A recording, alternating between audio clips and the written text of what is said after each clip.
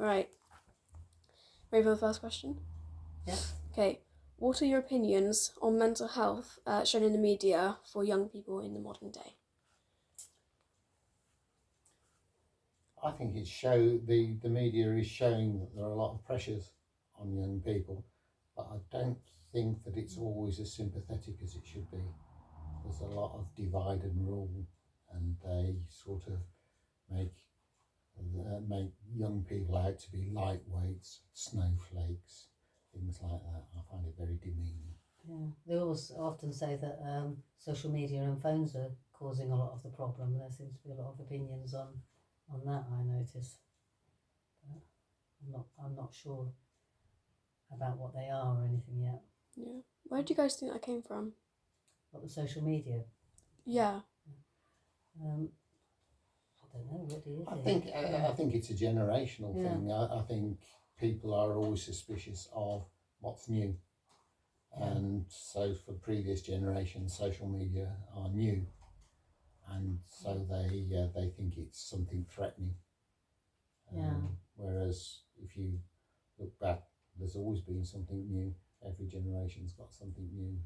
And but I think it might have come from things like the man I've seen on the news whose daughter killed herself through things that she'd read online, and so he's been on the media and wanting censorship for some things because everything is so easily accessible. Like from the age of 9 and 10, you could there seems to be no line drawn. Children can look up or come across pornography so easily and things like that. And suicide sites and things like this. Yeah. So I guess I was saying that the older generation can still be very critical about new technology, but we are part of that old generation, and we can see that there are sort of new threats and new influences because we've known what it was like without it. Yeah, I guess so. So you get a different. We've had a whole life without it. Yeah. Yeah. Okay. How do you guys think we could do better to support young people to handle their mental health? By having more mental health services, but which seem to be going out of existence now, because I think having mental health support, say in schools and near schools, because even one of our daughters who's 30, that was all available towards her and her peer group when she was at secondary school, and people I know who work within that field have been saying how all of that is going and people have been made redundant, etc., and there is no mental health support. There used to be far more pastoral workers, emotional support practitioners in schools and this sort of thing, and there used to be a well-resourced CAMS service in every authority, and that's and I worked in the field, so I've seen it all being dismantled. Yeah. And I think it's very, very dangerous if you don't intervene early with mental health problems. They become deep-seated and more severe. And also I think if it's to do with social media, parents need to be more educated about it, because often parents just don't know what the young people are doing. They've no idea how these things work themselves. I think that's a big factor. Yeah, for sure. So what do you do in your daily life to either help or cope with your mental health?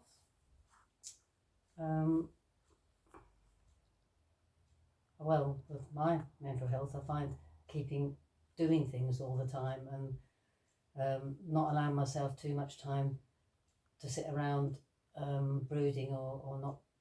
If I don't do anything, then I get quite broody and fidgety. I've got to keep doing things all the time to cope with mine. Yeah.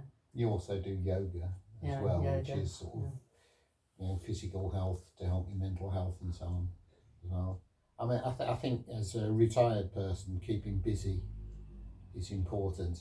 While you're still employed, you've got a sense of worth from your employment usually, but once you stop, if you're not careful, you can start to feel aimless. So always having some objectives in the future, always having maybe a new skill or a new subject that you're inquiring into, that sort of thing helps keep you purposeful. Or keeping practical, because I say when you're feeling aimless, that is the time I go straight to my phone and I'm starting to scroll. And sometimes that can make you feel more negative when you see everybody else's fantastic life and you're doing nothing. But then on the other hand, there are quite a lot of sites to do with mental health and Healthline and how to deal with anxiety and depression and things. I think if you get too hooked on scrolling through the news and things like that, you know, you can start to get angry. You wound up to feel angry. There's a lot of that within social media there, provoking you with controversial opinions or divisive views that they're getting you to try and buy into. So you do have to be careful of that. So time away from TV and media is probably a good idea, especially if you're doing something physically active. Or keep a routine. Routines are always good. Awesome. As the last question, do you think there is a difference between older and younger people's mental health? I would think there was, but I'm trying to think how to define it. It's a good question. I mean, because older people were younger people. So we're the same people with the same vulnerabilities, really. But I think maybe as you get older, you develop more of a perspective on it. So you realise things maybe that you felt were incredibly important or distressing in your life.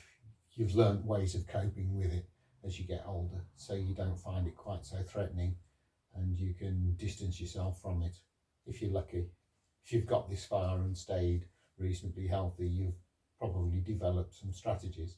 Yeah, but although I think that you can feel the same things like loneliness and depression, and anxiety, and things like that, you know, but you see that being focused on maybe more, but people don't realise or understand young people's mental health. I think they don't understand it enough, and it is quite hard relating to younger people about their mental health. Maybe they don't know how to relate about it and things, whereas I do. I just talk about it. I think maybe we miss out the fact that actually cross-generational interaction is probably beneficial for everyone's mental health.